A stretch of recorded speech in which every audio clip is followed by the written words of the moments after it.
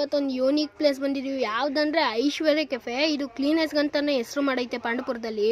ಒಳಗಡೆಗೆ ಹೋಗಿದ ತಕ್ಷಣ ಇಂಟೀರಿಯರ್ ಮತ್ತು ಆಂಬ್ಲಿಯಂ ನೋಡೋದು ನಾನು ಮಾತ್ರ ಬೆಚ್ಚೋದೆ. ಒಳಗಡೆಗೆ ಹೋಗ್ಬಿಟ್ಟು ನೆಮ್ಮದಿಯಾಗಿ ಕುತ್ಕೊಬಿಟ್ಟೆ. ಈ ಬರ್ತಡೇಗಂತ ಎಲ್ಲ ಪಾರ್ಟಿ ಮತ್ತು ಪಿಕ್ಚರ್ ತೋರ್ಸೋಕ್ಕೆ ಅಂತ ಥಿಯೇಟ್ರ್ ಎಲ್ಲ ಮಾಡೋರೆ. ಮಿನಿ ಥಿಯೇಟ್ರ್ ಆ ಥರನೇ ಮಾಡ್ಬಿಟ್ಟವ್ರೆ. ನಮ್ಮ ಫ್ರೆಂಡ್ ಬೇರೆ ಎಲ್ಲ ನೋಡೋ ತೆಗಿ ಅಂದರೆ ನನ್ನ ಮುಖನೇ ತೋರಿಸ್ತಾನೆ.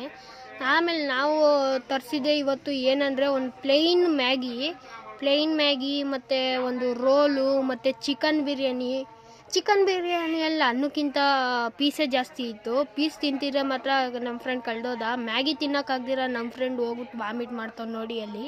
ಅಯ್ಯೋ ನಮ್ಮ ಫ್ರೆಂಡ್ ಬಿಲ್ ಕಟ್ಟು ಅಂದಿದ್ದಕ್ಕೆ ಪಾತ್ರೆ ತೊಳೆಯೋಕೆ ರೆಡಿನ ಅಂದ.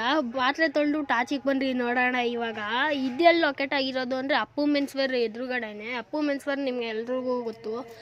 ಅದ್ರ ನೇರನೇ ನೋಡಿದ್ರೆ ಥಿಯೇಟ್ರು ಅಲ್ಲೂ ಸಿಗ್ತದೆ ಅಲ್ಲೇ. ಅದ್ರ ಎದುರುಗಡೆನೆ ಐಶ್ವರ್ಯ ಕೆಫೆ ಅಂತ ಯಾರು ಬೇಕಾದ್ರೂ ಕೇಳಿ ಪಾಂಡವಪುರದಲ್ಲಿ ತೋರಿಸ್ತಾರೆ. ಇವತ್ತಿಗೆ ಇಷ್ಟೇ ಅಣ್ಣ. ನೆಕ್ಸ್ಟ್ ವಿಡಿಯೋ ಎಲ್ಲಿ ಮಾಡ್ಬೇಕು ಕಮೆಂಟ್ ಮಾಡೋಣ.